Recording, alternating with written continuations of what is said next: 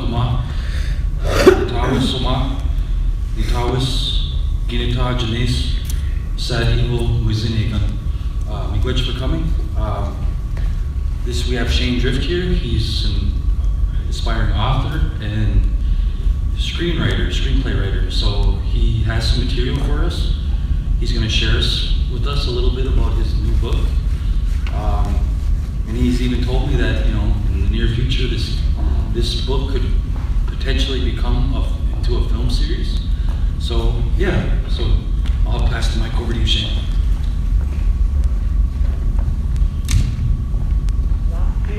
Well, thank you, Patty. First off, I'd like to thank Perry and George and Darren and Tony and Marty and KBFT for giving me this opportunity to share a little bit about my script and my book.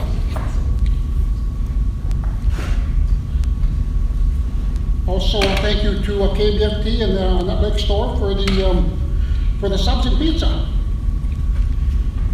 First off, I'd like to ask you guys some questions. Actually, I should say thank you for coming. Thank you for being here tonight. Thank you for coming. Now on to the questions.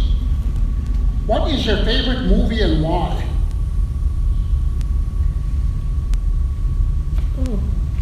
Corey?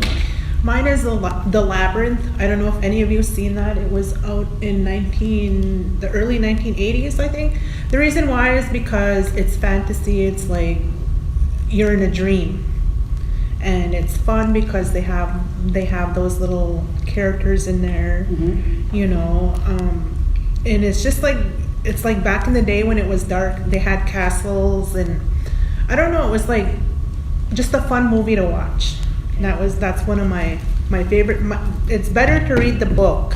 It's always better to read the book than the movie. But the movie was good too. Yeah. Anybody else have a favorite movie? My favorite movies are Indian movies, like, what is that one, Thunder Heart? No. Because I like, they have a lot of similar things that go on with our education. Like where that owl comes up and perches on that window and they chase it. Is that the movie I'm talking about? Thunder Heart? Yep. And where the next day or the next night, they find that baby dead up on the mountain. Yep. And there's other parts in there where he has like a vision when he's just falling asleep and he sees them horses running. Yep. And I just like to watch movies like that, Indian movies. Anybody else have a favorite movie they like to watch or good movies? Well, I was going to say, same as Karen, only I like Hidalgo. When they first advertised that movie, Hidalgo, I thought it was Stars. It was the Stars named Hidalgo, and I watched the planets and all that stuff. I thought, oh, they made a story about the planets. And, the stars. And so when I saw the movie, I was shocked. I pleasantly shocked, surprised. But it was about it was a true story, and about this horse that beat out all of the Arab horses in the desert, 3,000-mile race. Oh yeah, yep. And the half-breed rode him, and played by Viggo Mortensen, Yep. played the half-breed, and I just thought it was really interesting. I had never heard of that before, that ever even happened. But that a Mustang, an Indian horse, beat them out. And then I thought, cool. And then they flew the Four Directions flag on his banner. Yeah. And I liked that one. And what other one did I think of? That one. And I've seen Thunder Heart. And of course they're inspiring and give you some kind of positive message for Indian culture, I thought Hidalgo was really uplifting. And, yeah. For me,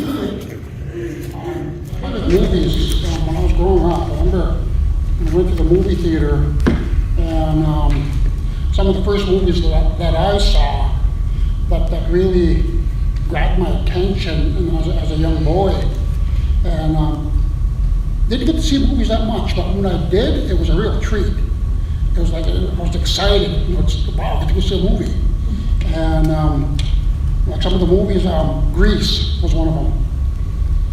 Josh Bolton, and that was a good movie, one of my favorites. Also Star Wars, the New Hope one with Luke Skywalker and Han Solo, they were all young and all that. The other one too was Superman with Christopher Reeve, Margot Kidder, and that was a good movie. That one, I liked that one a lot. And the other one too that I remember that had an impact on me was on Star Trek 2, Wrath of Khan. I once saw that one with my cousin Eric and Henry and my auntie Jeanette and all them. We went to St. Cloud. I remember watching a movie, sitting in a theater watching a movie that just had a huge impact on me. And to me, anytime I watch a movie, I can almost basically figure it out what's going to happen ahead of time. And sometimes when I do that, my girlfriend Christina, she'll don't ruin the movie for me. But getting back to the movies, some of the movies, that I could never get tired of watching over and over again. I can sit there and watch it one night and watch it again the next night. An example would be Pretty Woman. An Officer and Gentleman with Richard Gere. Also, Gladiator is another one that I can watch over and over again and I get tired of it. Another movie too, A Star Is Born, one with Lady Gaga, and that was a really good movie. And that had that's like, if I had my choice to say, if I could write a movie, that would be one of them. A Star Is Born with Lady Gaga.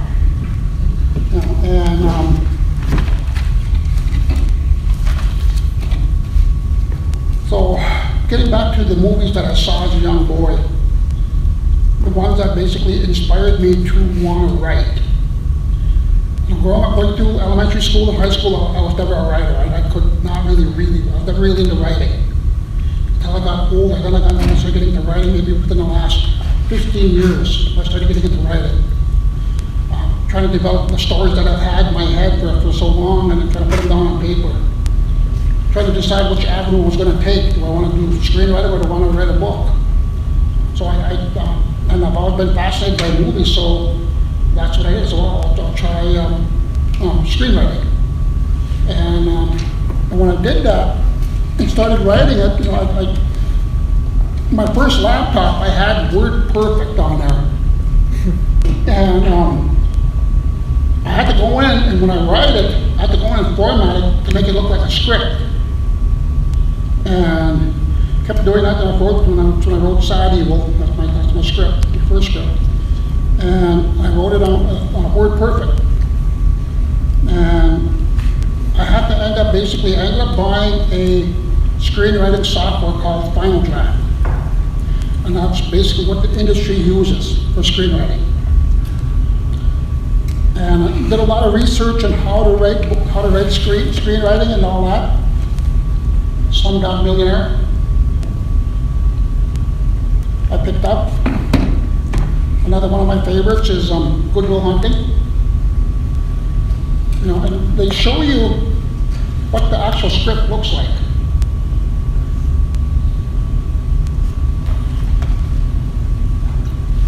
And another one too, I like this book. I remember when they used to have film in the cities up here. I think it's now called In Progress. But when they used to have film in the cities up here, we used to do stuff with make little miniature movies, if you will. And I remember I was big into storyboarding. And basically that's what this is. You're basically writing out the scenes as how it's going to be shot and how it's going to happen. So, and that's what I was into it. I kind of got into that when we were doing film in the cities. I like doing storyboarding. Figure out That's from the cameras. Huh? That's from the camera's perspective.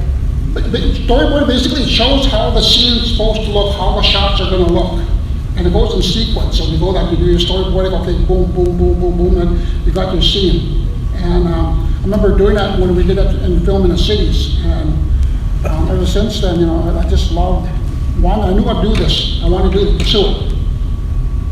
And Sadevil actually is my second script.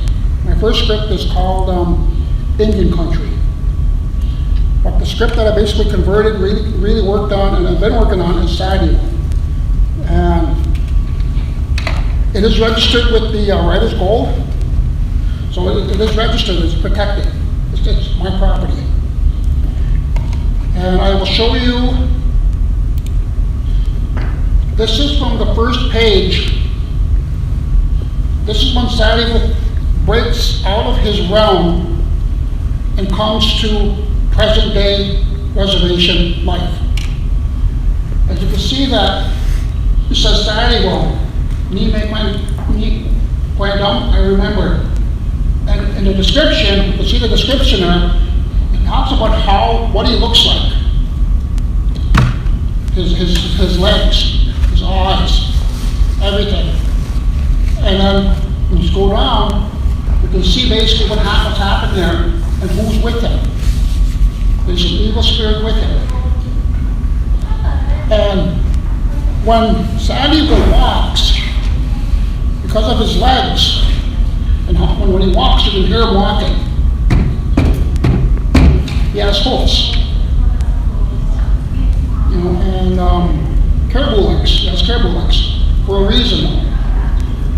And with that, here is a little bit of the second page. And he says, yes, my claws. And basically he's broken out of his realm, released from his realm, I should say, to seek revenge on the native people in the present day life. And with that, of course, you always have, in any story, there's always a conflict. Good against bad. There's always they're after something, and then the good guys gotta try and stop them. And any story you watch, any movie you watch, there's always a conflict, there's something going on. A character that needs to rise to the occasion, if you will. And with that, the characters that are going to be facing him need to rise to the occasion to try and stop him if they can. And in that process, you get to see the struggles that each character goes through. And as a writer, you got to keep that in mind. Anytime you write a scene, you want to be able to see it.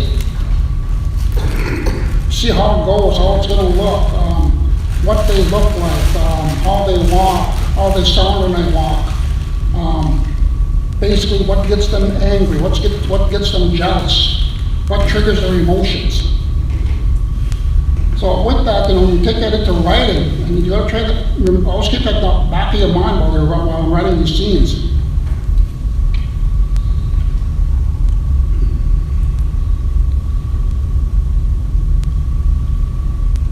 And in fact, when he's released into present day life now comes basically the battle to try and stop him.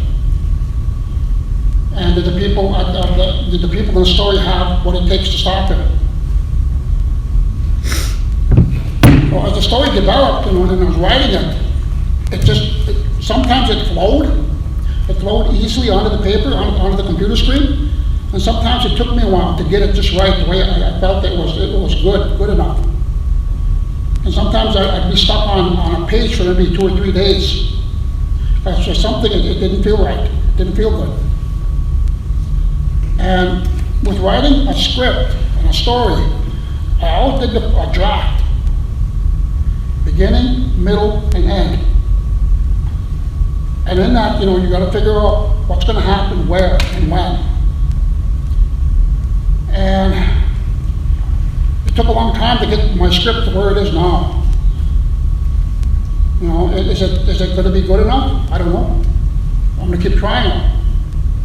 That's the point of writing, is to keep going, to keep basically rewriting your script, rewriting your story. To get it to the point where you can get it up onto the big screen. That's one of my goals, is to get this up onto the big screen and be able to say, yes, I did it. You know, and keep plugging away at it. You know, and I know that we have other writers here on the reservation, and I hope that they keep going in what they're doing, and that they succeed in what they're doing. You know, and you see like these other natives that are succeeding in the movie industry, and it's like, yes, that's good. You know, and if you have any questions, please raise your hand. I'll be happy to answer any questions you have. You know, in the meantime, we'll continue on. Now,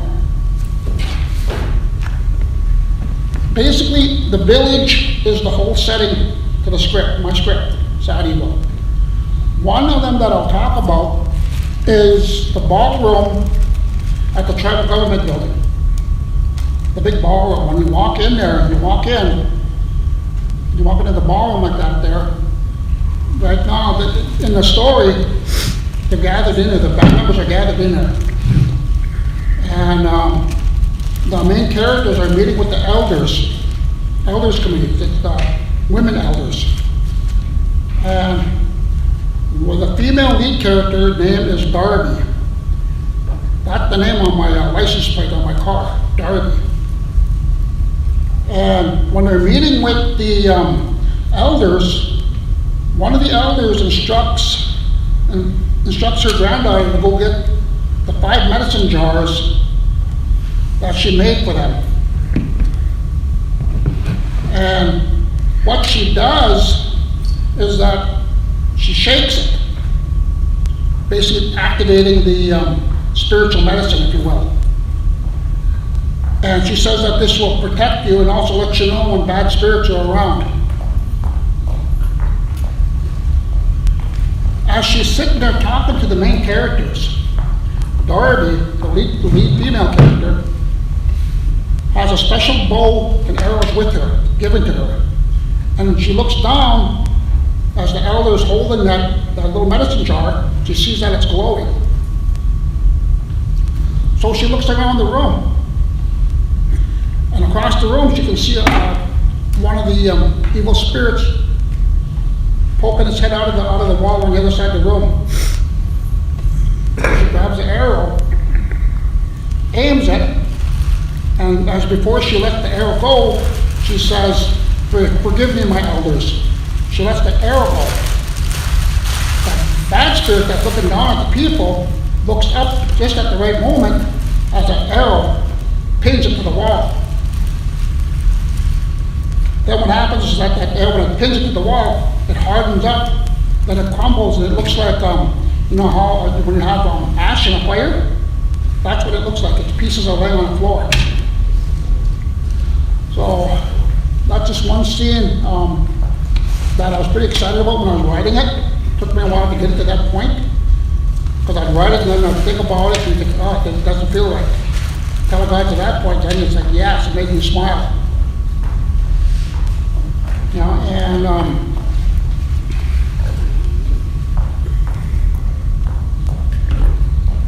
and writing this script,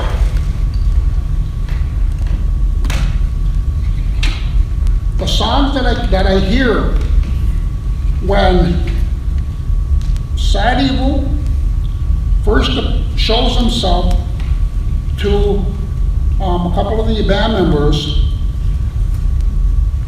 If I can pull up the song here. One of the songs that I can hear playing in the background. Let's see, where's it at? I just had it.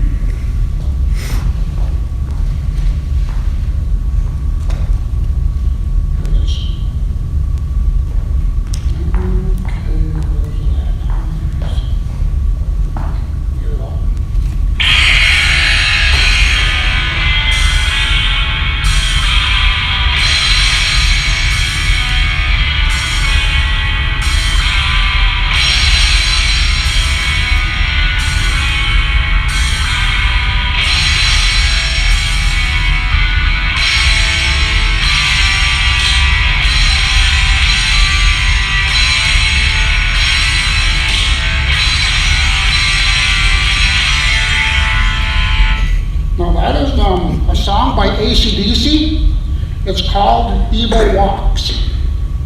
And when I wrote one of the scenes in there, that's the song I heard. I was writing that scene.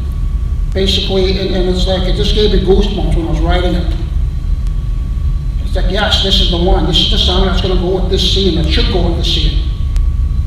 You know, and you know how in movies, characters have their own theme songs? You know, like Darth Vader, you hear his theme song come on, so you know Darth Vader's there. Well, that's what I envisioned with Sadevil. I envisioned him to have his own theme song. And when I used to work here at the radio station, Keith Sokola was here at the time, visiting at the time. And I was talking to him about that, a theme song for Sadevil. And I tried to describe it to him, and he tried to figure it out on a flute, but he couldn't get it, because what he was playing wasn't what I was hearing. So, hopefully I can find somebody that'll be able to, if I can describe it good enough to them, they'll be able to play it. And basically creating Sadevil's theme song, if you will. Every time you hear him come on and sing, you know that when you hear the song come on, you know that Sadevil's coming. So, with that, you know, and also, you know, of course, you know, you got the soundtrack. And some of the songs that I see here on it is Evil Walks by AC/DC. One of them.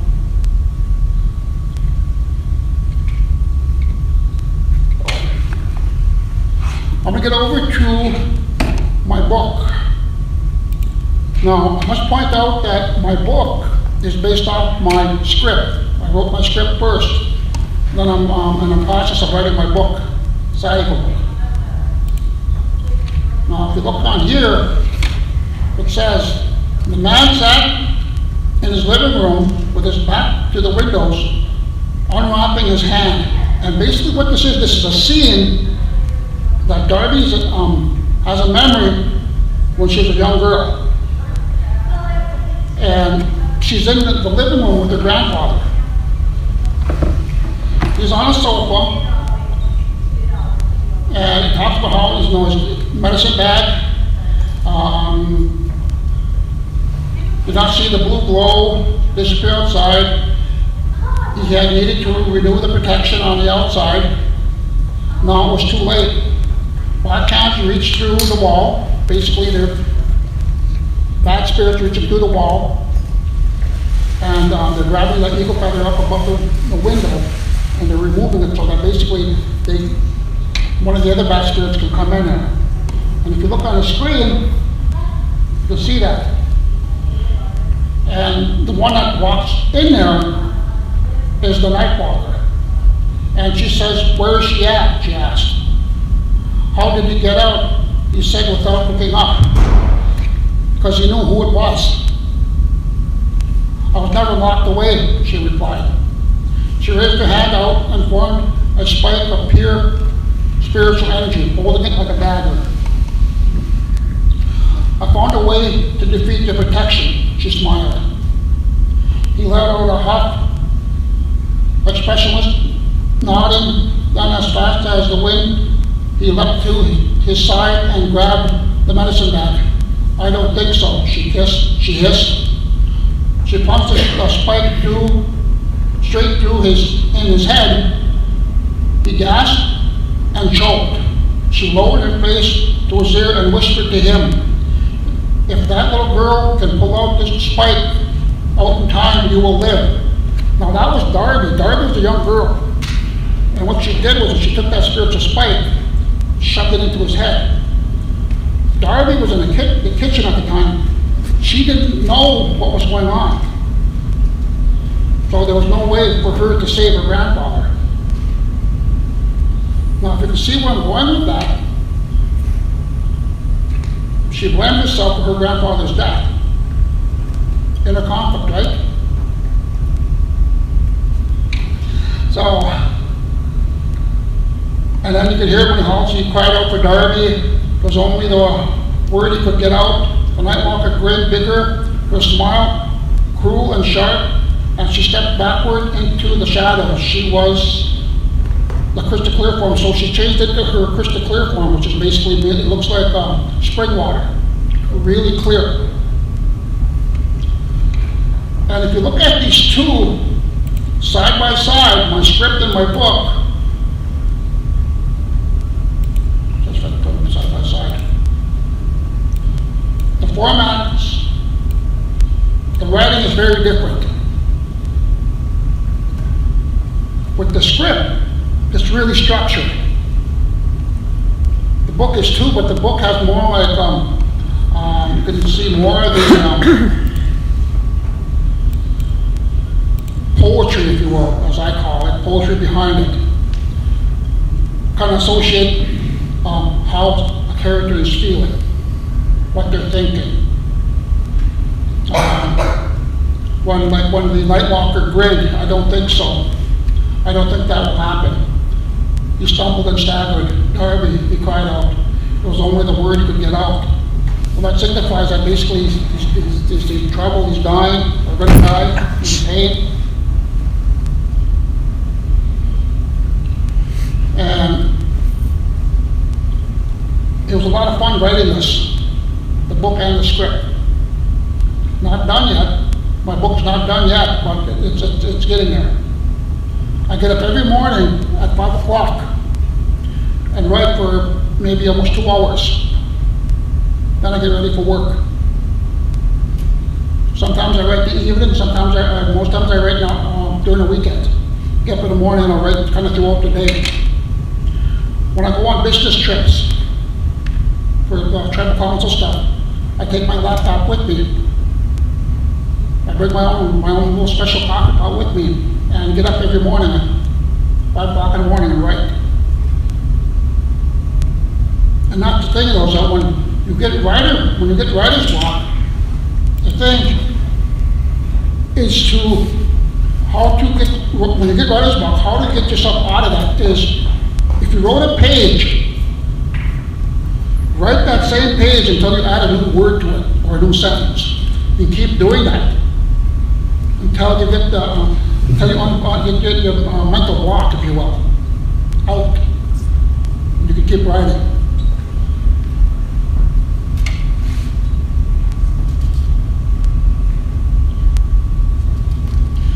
You know, and it is a challenge too as a writer to convey what you see in your mind and to put it down on paper and to put it onto a laptop. You know, it takes a while before you can actually see that, yeah, that's what I'm actually trying to say. Sometimes when you write it on there, sometimes I'll just write to write. Then I'll go back and start editing it. And sometimes when it's the first time writing it, then it's done and it looks good, it's like, yeah, that's it. And as always, you know, write, edit, rewrite. Have somebody, when you're finished with it, have somebody proofread it. And make suggestions, and then rewrite it again.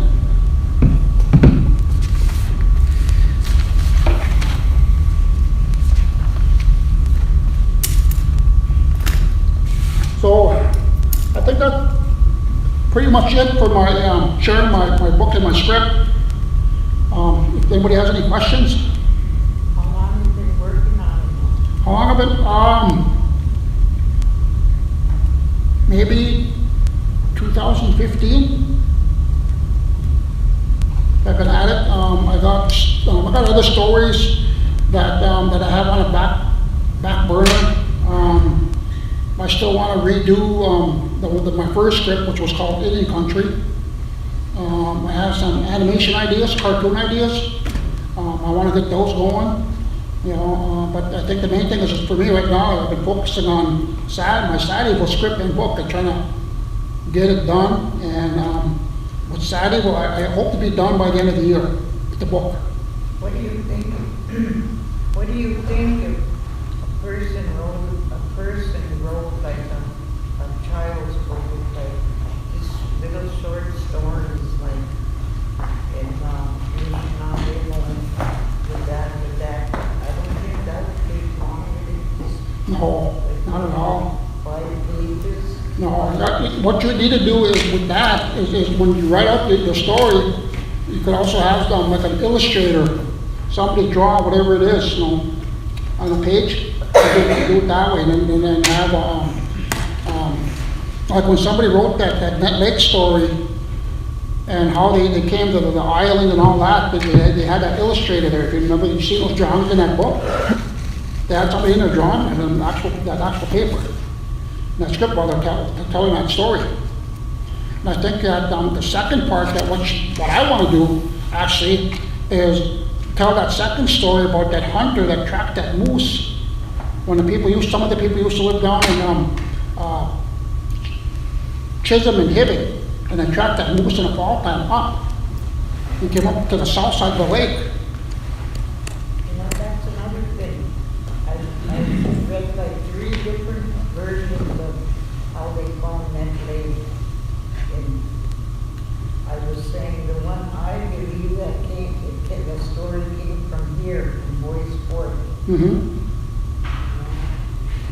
No, yep, And that's the one, your grandma Jessie and Charlie Day and, the more people, with Charlie Day's grandpa. mm-hmm. I believe that was how it was told, how the true, like, some say different, like some say, he was traveling with his whole band, and then some say he was coming up hunting, or then he found a lake, and so really, you know, there's. Yep, in a book, one of the books, actually we just talked about this at the council meeting on yesterday. One of the elders, Fred, his name is, he talked about a book, the Ojibwe people, I think it is, the history of the Ojibwe people, and he talked about Farmer John and how the woman, the wife, the grandfather's grandfather wrote the scrolls of the origin from them, or actually migrating from the East Coast to here. And that when she wrote them scrolls and stuff, there were pictographs on those scrolls and stuff. And those scrolls went missing. But that was my grandma Jessie's family, Farmer John, because her last name, or actually her maiden name, was Farmer, Margaret Farmer. And her mother had an older sister by the name of Sadie Farmer. You know, and but yeah, I think that, you know, writing a children's book like you're talking about, I think that would be a good idea. You know, I think that anybody that has an interest in writing should pursue it. You know, and I always tell myself this: once this becomes successful, my main thing is I'm going to keep writing. Keep writing, keep putting my stories out there. You know, keep putting my books out there. Keep writing scripts and putting them out there, and just keep writing, because that's one of my joys that I have, one of my passions that I have. Any other questions? You know what, I work with Little Head Start in the morning, and that Ron Bear book, I don't read it in English, I just show him that I read it in Indian. Mm-hmm.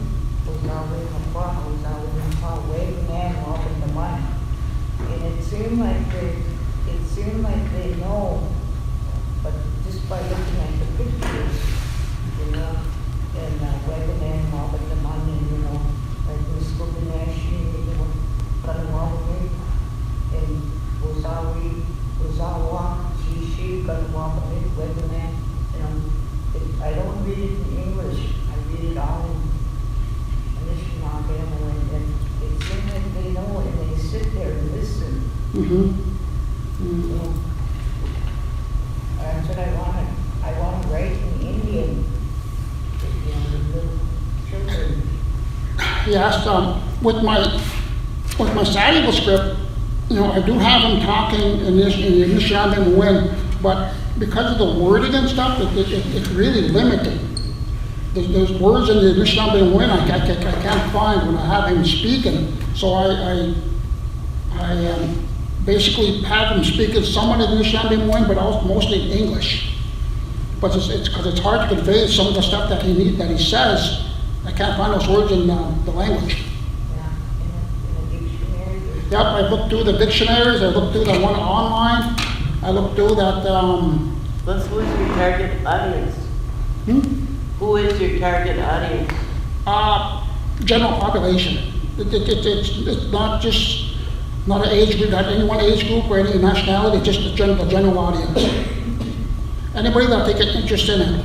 I think that one of the best comments that I've received on it is that I never see the one who read my story or my script, they said, I never seen anything like this. And when some of the stuff that I read with my book, you know, and my script, you know, I let my girlfriend read it, and she said she wants to keep reading it. She said, oh, I want to keep reading because I want to send her like a page. She gets to look at it and read it, and she says, you know, I want to keep reading it, so hurry up and finish it. And, you know, and I'm trying, you know, and it takes a while. There was, did you read that book that Don Joseph put out? He has a book out, they even have it in, where's that big bookstore in Duluth? Barnes and Noble? Yeah, but anyway, how he got that was some person from Ely was digging through his trunk and he found a bunch of old papers. Here there was a whole big story from John Joseph's, I think it was his great-great-great-grandpa that wrote. And that guy got a hold of it somehow. Leo Joseph's writing, it was my grandpa's brother. He Yeah. used to write for the Ely Minor. Yeah, and anyway, that's where Don got that story, and that's what he gave me a copy, and, I couldn't put the book down. All right. It was such a good story that I just read it all, I stayed up almost all night to do that.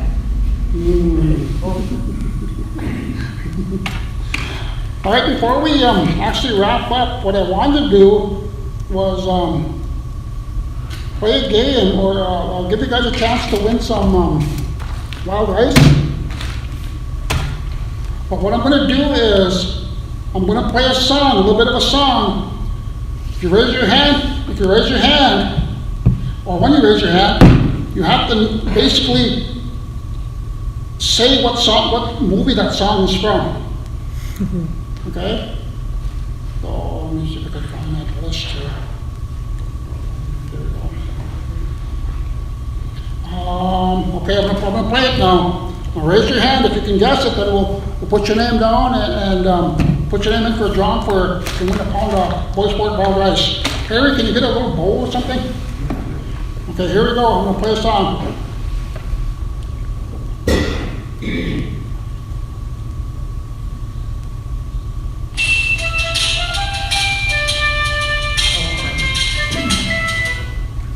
That theme from Billy Jack. Which one? That theme from Billy Jack. Yep. Yep, that's right. Put your name down. Put your name down, right?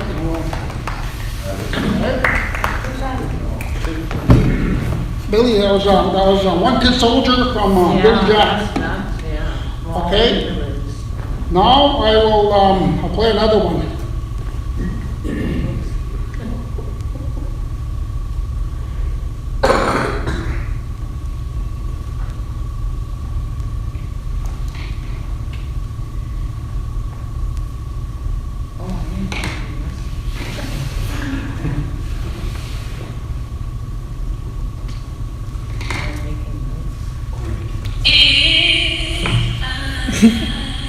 The Bodyguard, Whitney Houston, I'll Always Love You. Yep. My favorite movie. Yep, one of mine too. They went from the 40s. What was that? The Bodyguard, Whitney Houston, I'll Always Love You. Remake from Dolly Parton song. Okay, I'll do another one. I'll do a couple more. Let's see here. Here, we'll try this one. Hold it up. Hold it up twice. Oh.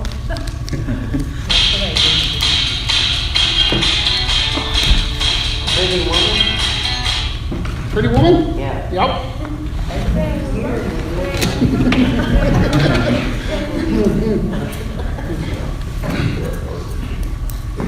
They came out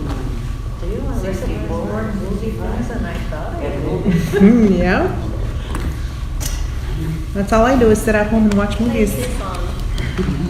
All right, let's see here. Here, we'll give Karen a chance here. Let's see if we can guess this one.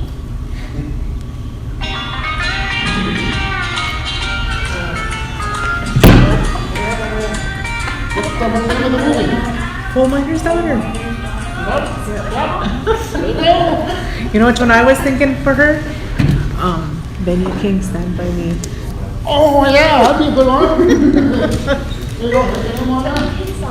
Huh? Okay, I'll go get some. All right, let's see. Think of a Disney cartoon. Oh, okay. Let's see here. Oh, Yeah. Or who sings that one? Okay.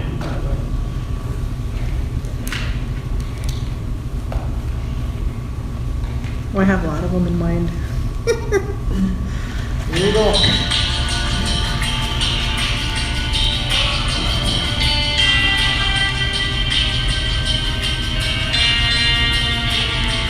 Come on. Can I give you a hint? Something about the jungle. Oh, Jungle Book. Nope. Oh, Harmony. What else? They're animals. Think of lines. Yep. The Lion King.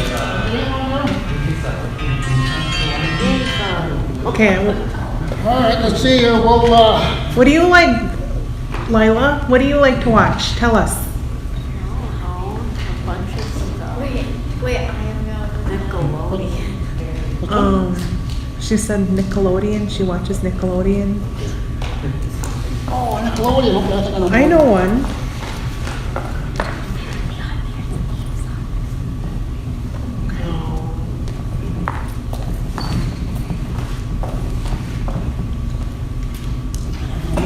Okay, I got one. That one? You'll have to YouTube it or something.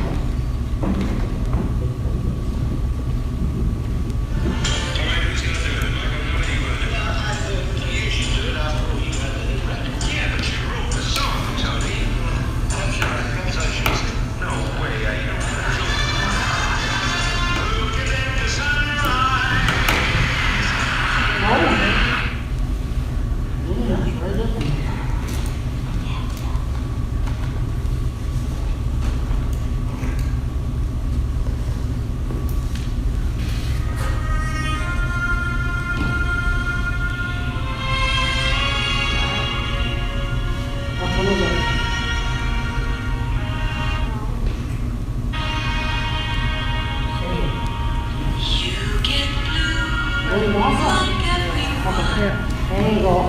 Yeah. Put them on, put them in there. Yay!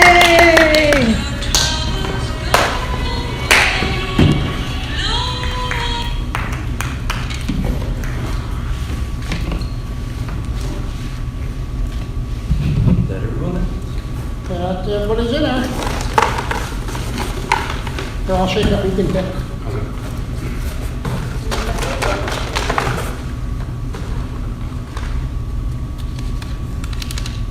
Heart warrior.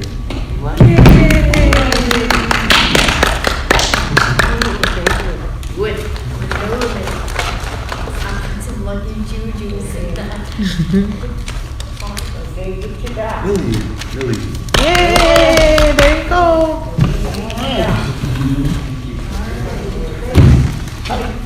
Oh, thank you, Perry. Oh, thank you. Really helping me out. Yes, everything on.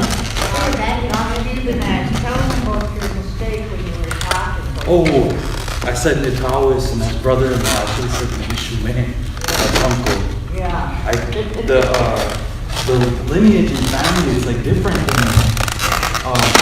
the English versions for They family. used meat powder for red leaf as a different. Yeah, they have a different structure for their family. So you said Shane would be my Shane? Yeah, same as your uncle. Oh, Did you see Memoirs of a Geisha? That movie, Memoirs of a Geisha? Memoirs. I of a don't know. Geisha. Okay, yep, I know what you're talking about, yep, Yeah. yep. I wrote a sequel I for it. bet you watch Star Trek. I wrote a sequel for it, where her sister tells her story, what happened to her. The one that ran away as a little girl. Oh, okay. She got taken into being a geisha, but her sister got rejected and sent to the whorehouse.